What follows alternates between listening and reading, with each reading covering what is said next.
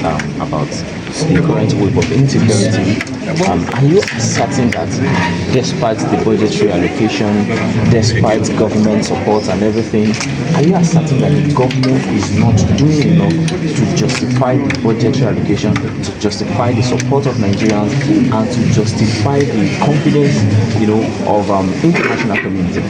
And if you think they are not doing all of this, what should Nigerians, what should the government be doing? Anyway, you were inside when I asked a very critical question that anyone who is comfortable with the level of security in this country in the hall should identify by raising up their hand, and not one person raise up their hand.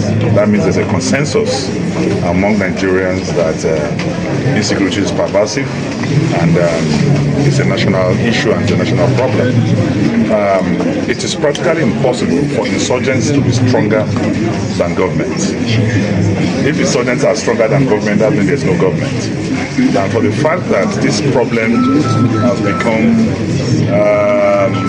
repetitive, it's worrisome to us. All I did was to call the attention of government to their primary prerogative and responsibility. I said Section 14(2)(b) of the Constitution is very clear that the primary purpose of government, primary prerogative of government, is the security and the welfare of the people. We don't even have security, not to talk of welfare. And we want to see a working government, a government that we want to see a government that will fix insecurity in this country.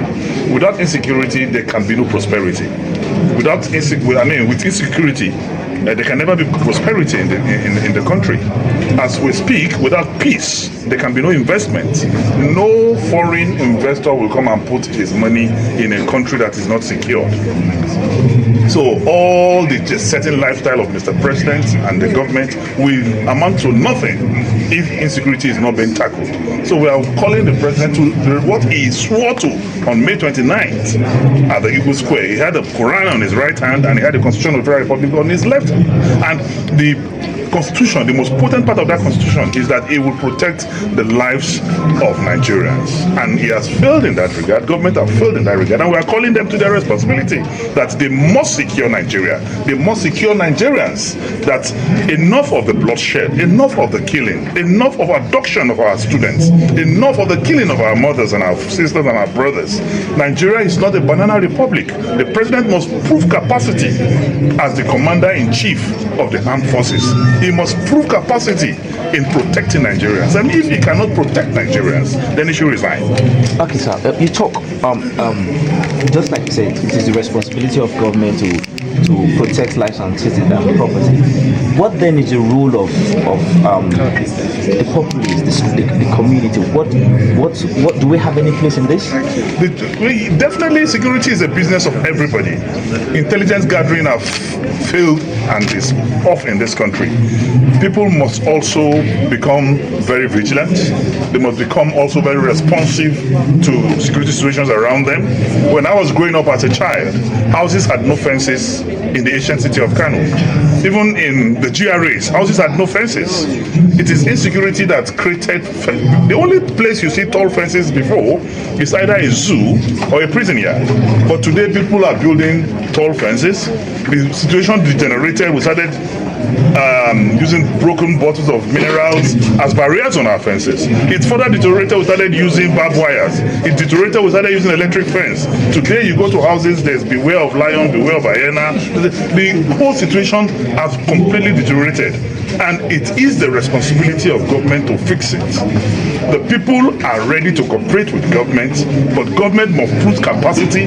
Government must stop setting up committees. We have enough committees. When this one happened, they say there's a panel. When this one happened, they say there's a committee. When this one happened, the president will console. When this one happened, they say the president commiserates. We are tired of commiserations. We are tired of committees. We are tired of setting up panels on insecurity in this country. The president must stand up and prove that he's not wearing an oversized shoe. Thank you. Senator, quickly please. The development of state police, if eventually it saw the light of the day from at least about 24 state assemblies, do you think it's the right move in during to tackle insecurity currently in this country? Nigeria is not right for state police. You can imagine what will happen if you have a governor like Bello and having a security and having a state police. What will happen?